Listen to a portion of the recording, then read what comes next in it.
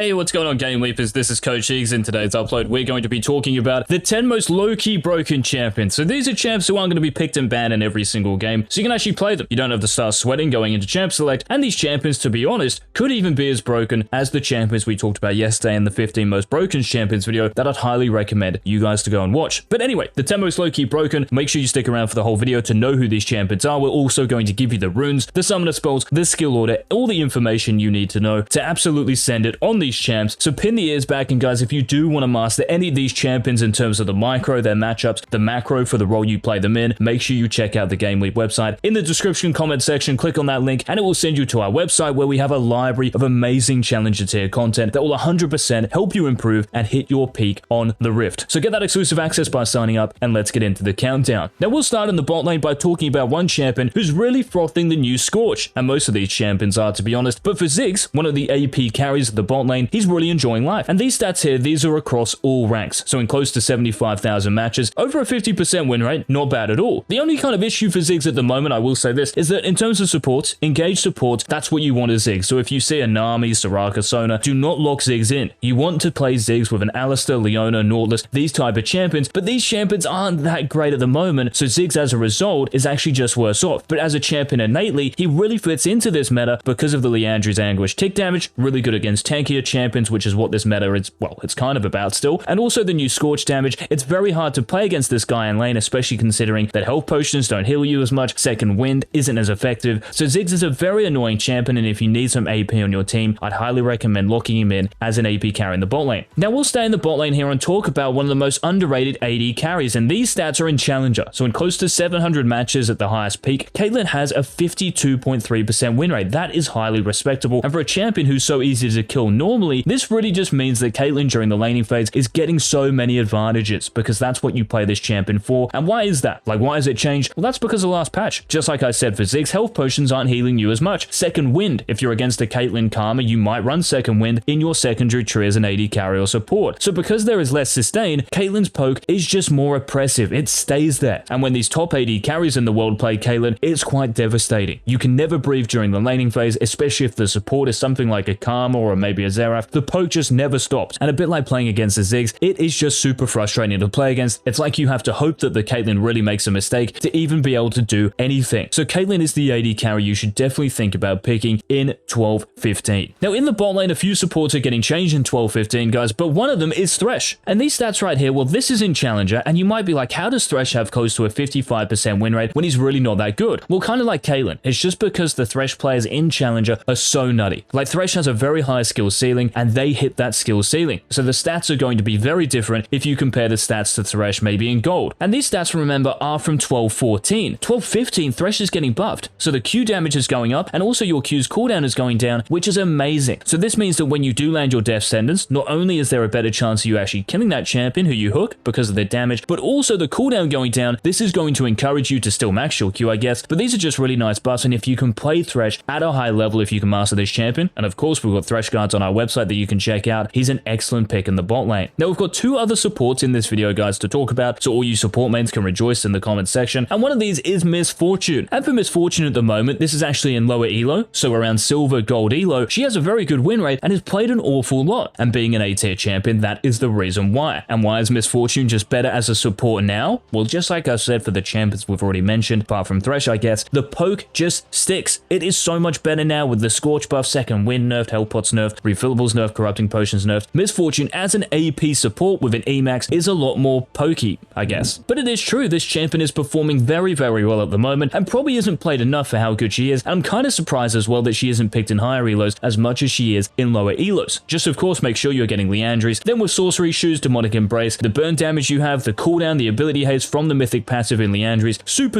useful. Just remember to max your E first and you should be sweet. So Miss Fortune also on the countdown, and the other support to consider is Maokai, and the rune setup for Maokai is very similar to the rune setup for Miss Fortune. Of course we're running Comet, and we're having Scorch in there too. Now I would recommend that if you are against maybe a Leona or a Nautilus, Aftershock is definitely worth considering. But for the most part, Comet, Scorch, this is what you want to run in most games, and you can see that with this setup in close to 100 matches, Maokai's in higher elos have close to a 60% win rate. And in terms of your items, you might be like, well, why aren't I going Liandry's Anguish? Well, simply because you probably don't actually need that tick damage, because you're going to get Demonic Embrace. So Imperial Mandate, which works with pretty much all of your abilities. Because Maokai has so much CC in his kit, you can really make use of Mandate. Then going Sorcery Shoes, you can also go Lucidity Boots, but just make sure after those two items that you get a Demonic Embrace because of the burn damage. But another point of interest in terms of playing Maokai support, you're maxing your Q first. Your Sapling, you do not need to max this because the cooldown is a flat 10 seconds, it's not going to get any lower, so we might as well just have 1 point in Sapling Toss and max the rest of our abilities first. That's really the important thing to remember when you're playing Maokai support, but an excellent champion to pick in 12-15 as well as the rest of 12-14. Now let's head to the mid lane and talk about one champion who, again, is very poke based, and that's why Zoe is on this countdown, and you can see that in Master and above, Zoe players have close to a 53% win rate, and I know Zoe players in higher reloads very different to Zoe players in lower reloads. But when you do play Zoe at close to optimal level, you can see the stats here are kind of insane, and she's really been flying under the radar for ages now. I don't know why she isn't picked and banned a heck of a lot more, because she does perform so well. Because of the new changes to all the sustain in the game, to everything getting nerfed, Zoe's Q damage with her Paddle Star, land one Sleepy Bubble Trouble, that damage you deal, whether it's with your ultimate or with your Q at max range, it's going to stay there pretty much forever. That champion has to have their jungle come help them. You have so much pressure, you're an amazing prio champion as well. Just make sure you use your first Q on the back range minions, and you're good to go. Being a jungle main as well, I love having Zoe mids because I know they're going to have the push, so I can do whatever I want around the mid lane. So nice to have a good Zoe player in your team. So if you can master her, guys, and once again, if you do want to, make sure you check out our website. We've got everything there for you. So definitely consider picking Zoe and learning her in 12-15 as well. And just one point of interest maybe here, the minion dematerialize in your room page. The reason you go this is because you just have ultimate control over the waves. So against certain champions, maybe like Azir or Ahri, these champions who actually have very good wave clear early game, who might contest you before level 6 in terms of getting priority, that's why you take it. So you can beat them in the push, and then you can roam around the map before them. Now, Zoe is the only underrated mid laner, guys, in this video. And we've also got one jungler who is underrated for the most part at the moment, not maybe in higher reloads, but this is Graves. And Graves, I know he doesn't have the best win rates. Even in higher reloads, right, with the right setup, he only has a 49.7% win rate. So you actually lose more matches than you win. But the point here is that when you can play this champion as well as you possibly can, and I'm sure some of you have seen the OPGGs of Bo, who's a Chinese jungler playing in EUS at the moment, he has like an 80% win rate on Graves using this exact setup on your screen. And that's in Challenger, that isn't him smurfing through Platinum or Diamond, that is against the best junglers in the world. So the idea here is that you're getting Zombie Ward with an early Umbral Glaive, and then you're getting a Gore Drinker. Now, why Gore Drinker? Well, it works really nicely with Graves because of the ability haste. It makes you very hard to kill as well because champions will be jumping onto you. You are short range after all. So this gives you a lot of sustain during teamfights and makes you tanky. And because you're such a great scaling champion, it's almost like you don't need an early Eclipse or even Collector. You can actually just make use of Glaive and Gore Drinker, and that's really it. Just make sure if you are new to Graves to start with your E, you really want this to reset your auto attack and to kite the camps better. Please do not start with your Q, should be sweet. So Graves is the most underrated jungler in 12-15. Now another champion who's really underrated in 12-15, well, this champion is Rumble, but not in the mid lane. We're talking about Rumble in the top lane. Now why Rumble top lane and not mid lane? Well, let's think about it. Rumble in the mid lane probably has harder matchups, right? Because against ranged champions, you're going to get poked down a lot. And because poke is better now because of the changes in 12-14, this means that Rumble in the top lane actually becomes more deadly because that's where the tables turn. You are actually the poke champion with your Comet and with your Scorch. And how many times have we seen this primary tree in our room page? With Comet and Scorch, the combination, it's too broken at the moment. And for Rumble, with the new Night Harvester that's giving you more ability haste and also more damage, it's super nice for Rumble. And because you're such a good early to mid game champion anyway, this really lets you accelerate the game's pace because you are going to hard stomp lane, you can roam around the map, you've got an amazing ultimate, you're great in team fights, just a great all-around champion at the moment, but not enough people are playing him, which is why he's on this countdown. Just please make sure you are running Ignite, you are picking Rumble to stomp lane. So Rumble, one of the 3 top laners to discuss. The next top laner I want to discuss is Kennen, who's actually getting buffed in 12-15. So in terms of your ultimates damage, more AP ratio. Excellent. In terms of your W's damage, this is going up, and also the cooldown as well, this is going down at early levels. This is really nice for Kennen because you do max your W second, so it's a very nice buff, and because of your ultimate's AP ratio going up, this means if you're going this setup right here with Rocket Belt and then Shadow Flame and Death Cap, full on AP,